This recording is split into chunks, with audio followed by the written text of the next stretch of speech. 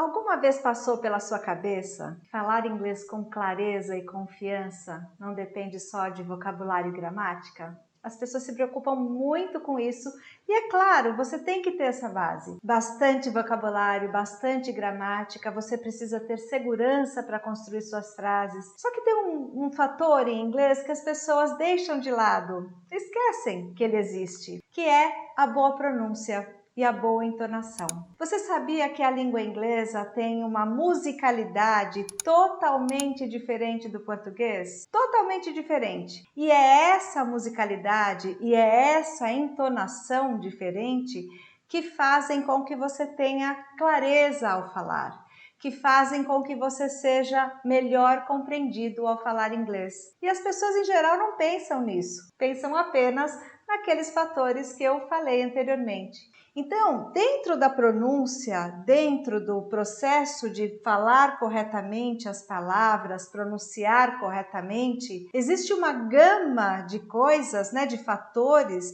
de ferramentas que a gente pode utilizar e às vezes as pessoas nem sequer se dão conta da existência dessas ferramentas. Quer ver um exemplo? Primeira coisa, será que você se preocupa em pronunciar as palavras corretamente? A frase começa do quê? De palavras. Então, em primeiro lugar, vamos falar das palavras. As palavras são formadas de letras. Essas letras têm um som. Será que você está articulando esses sons corretamente? Ou será que você está transferindo do português esses códigos sonoros que para nós são orgânicos, a gente sabe produzir um M, um A, um AN, e está pegando esses códigos, jogando lá no inglês, porque você vê um A, você coloca A, você vê um I, coloca um I, e isso acaba que não dá certo. Primeiro lugar, conhecer os sons, o som de cada letra e em cada situação. Isso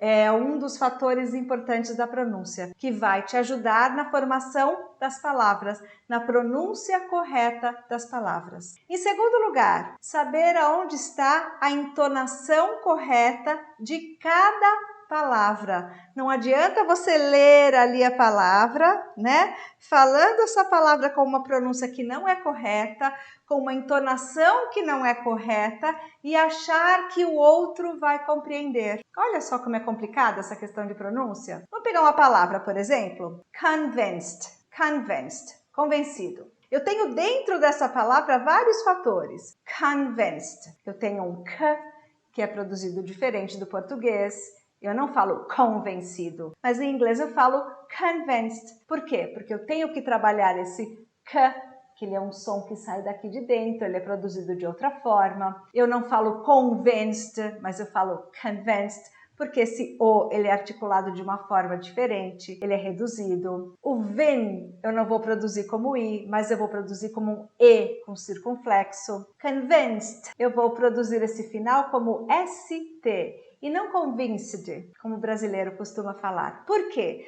Porque tá lendo convinced, então eu vou falar convinced, mas não é isso. Convinced. Ela o convenceu. She convinced him. Eu cortei o H do him e isso virou convinced him. Porque eu tinha um T ali, que era o som final, aí juntei com esse him, que eu cortei o H. Percebem como a coisa vai se embolando? Então, primeiro conhecer o som das palavras. Mystery, receipt, chocolate. Cada palavra é um universo. Cada palavra tem as suas peculiaridades. Por quê? Porque cada palavra é formada de sons. E a gente precisa estudar os sons, os códigos de cada língua. A gente tem que respeitar os códigos de cada língua. Imagine você conhecer todos os sons da língua inglesa. Então você sabe como pronunciar o SH, você sabe como pronunciar o CH, o TH,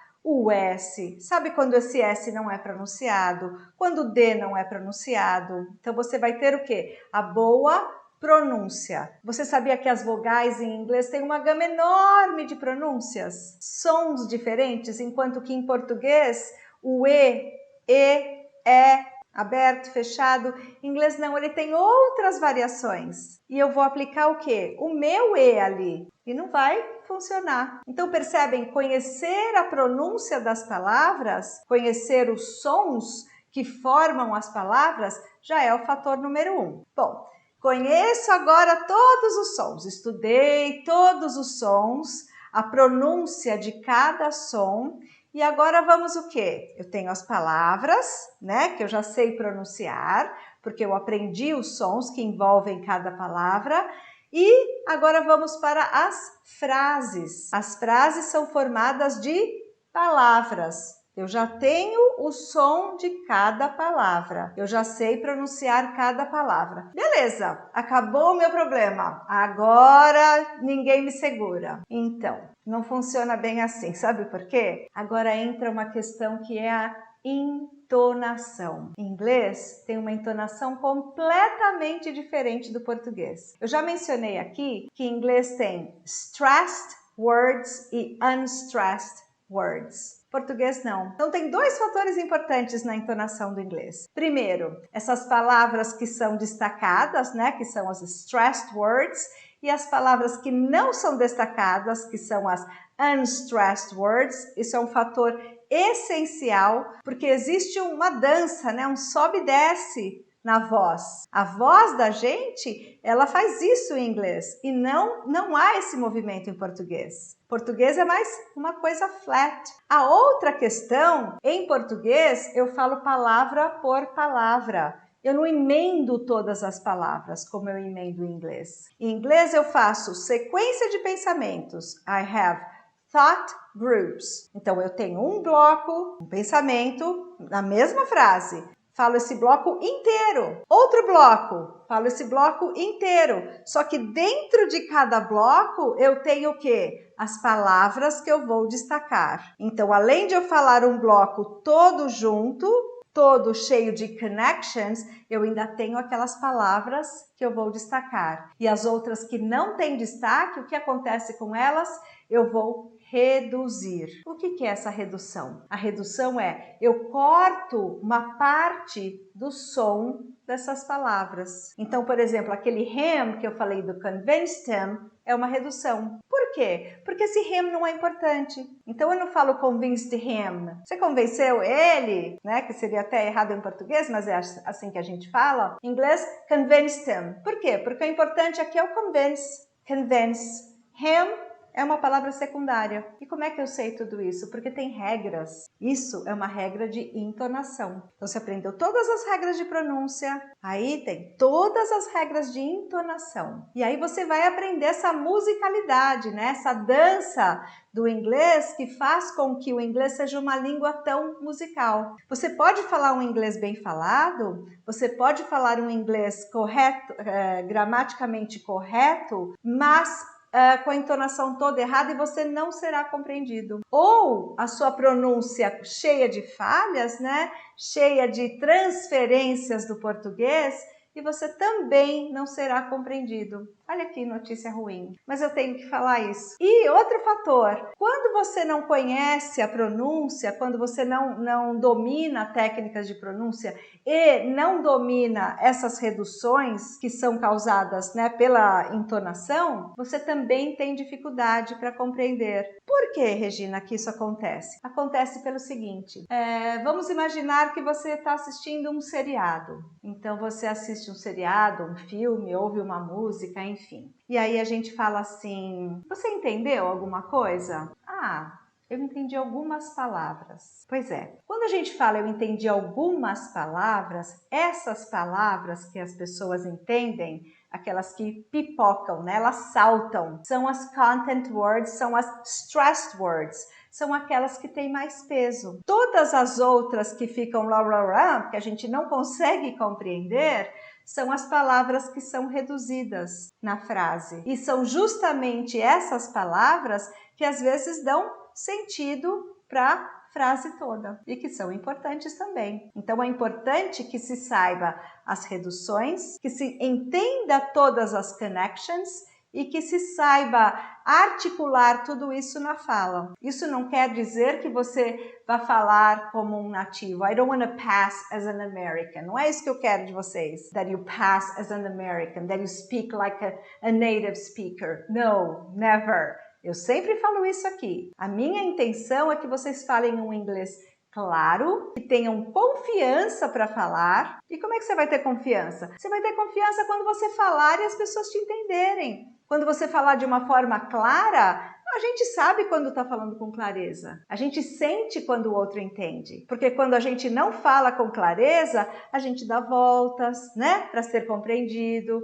A outra pessoa fica: oi? Você pode repetir? Can you repeat? Can you repeat? E a gente já fica naquela posição de insegurança. A gente sabe como é. As pessoas que estão aqui me ouvindo sabem como isso funciona. Você numa reunião, você numa viagem, confiante, você é aquele que vai primeiro, pode deixar que eu pergunto, porque você tem a confiança, você tem certeza que vai entender a resposta? Ou você fala lá pro amigo, ai, fala você. Fala para sua esposa, ai, vai lá, pergunta você. Porque ainda não está confiante. Por mais que tenha vocabulário, tenha a gramática, né? Vá bem na aula, mas e na hora de falar? E na hora de você se comunicar? Então, essa é a minha mensagem para hoje. Mostrar para vocês que não é só gramática, não é só saber colocar as palavras no lugar. O inglês tem um outro fator que as pessoas deixam de lado. E o que eu quero trazer para vocês é justamente a importância da pronúncia, a importância da entonação correta para formar um conjunto. Falar inglês, falar um idioma bem, é você articular todos os componentes da língua, inclusive a boa pronúncia. E a entonação, então, é essencial para você ser bem compreendido. Espero que curtam esse vídeo, se inscrevam no nosso canal, porque vou trazer no nosso próximo vídeo, vou trazer exemplos de content words, function words e como fazer essa dança, essa musicalidade para você ganhar confiança e ser compreendido do jeitinho que você quer. I'll see you in our next challenge. Bye bye.